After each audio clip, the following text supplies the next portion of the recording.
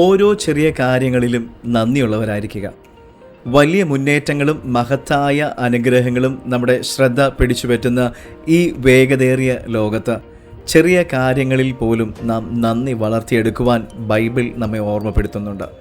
ഈ മനോഭാവം നമ്മുടെ ഹൃദയത്തെ രൂപപ്പെടുത്തുകയും നമ്മെ ദൈവഹിതവുമായി ചേർത്ത് നിർത്തുകയും നമ്മുടെ ആത്മിക യാത്രയെ ആഴമുള്ളതാക്കുകയും ചെയ്യുന്നു. തെസ്സലോന്യർക്ക് എഴുതിയ 1-ാം ലേഖനം 5-ാം അധ്യായം 18-ാം വാക്യത്തിൽ ഇങ്ങനെ പറയുന്നു: എല്ലാത്തിനും സ്തോത്രം ചെയ്യുവിൻ, ഇതല്ലോ നിങ്ങളെക്കുറിച്ച് ക്രിസ്തുവേശുവിൽ ദൈവ ഇഷ്ടം.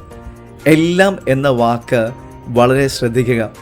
അത്ഭുതങ്ങൾ നടക്കുന്ന നിമിഷങ്ങളിലോ ഉത്തരങ്ങൾ ലഭിച്ച പ്രാർത്ഥനകളിലോ മാത്രമല്ല, എല്ലാ ദിവസവും ലഭ്യമാകുന്ന സാധാരണ നിസ്സാരമായ കാര്യങ്ങളിലും നാം ശ്വസിക്കുന്ന വായു, നമുക്ക് ലഭിക്കുന്ന ഭക്ഷണം, ഒരു അപരിചിതൻ്റെ പുഞ്ചിരി, അല്ലെങ്കിൽ ഒരു പ്രശാന്തമായ ഒരു പ്രഭാതം എന്നിവയെല്ലാം നാം നന്ദിയുള്ളവരായിരിക്കുക. യേശുവിനെ നോക്കുക. 5000 പുരുഷന്മാർക്ക് അവിടെ ഭക്ഷണം നൽകുന്നതിന് മുൻപ് അവിടുന്ന് 5 അപ്പവും 2 മീനും എടുത്ത് വാഴ്ത്തി അല്ലെങ്കിൽ നന്ദി പറഞ്ഞു. നന്ദിയുള്ള ഹൃദയം ദൈവിക വർധനവിനെ നമ്മളിലേക്ക് ക്ഷണിക്കുന്നു.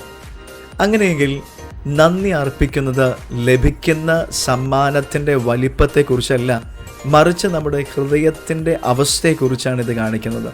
ലൂക്കോസിൻ്റെ സുവിശേഷം 17-ാം അധ്യായം അതിൻ്റെ 15-ഉം 16-ഉം വാക്യങ്ങൾ, യേശു സൗഖ്യമാക്കിയ 10 കുഷ്ഠരോഗികളിൽ ഒരാൾ മാത്രമാണ് നന്ദി പറയുവാൻ യേശുവിൻ്റെ അടുക്കിലേക്ക് മടങ്ങി വന്നത് എന്ന് ഈ സംഭവത്തിൽ കാണുവാൻ കഴിയും.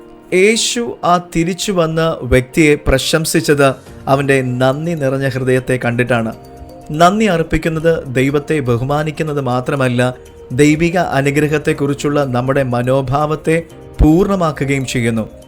നന്ദി അർപ്പിക്കുമ്പോൾ എല്ലാ ജീവിത അനുഭവങ്ങളിലും ദൈവിക കരം കാണുവാൻ നമ്മുടെ കണ്ണുകൾ തുറക്കപ്പെടുന്നു. ചെറുതെന്ന് തോന്നുന്ന കാര്യങ്ങളിൽ പോലും നന്ദി പറയുവാൻ നാം പഠിക്കുമ്പോൾ നാം ഓരോ ദിവസവും ദൈവ സാന്നിധ്യത്തിൻ്റെയും ദൈവിക കരുതലിൻ്റെയും പൂർണ്ണതയിൽ ജീവിക്കുവാൻ നാം ഒരുങ്ങുകയാണ്.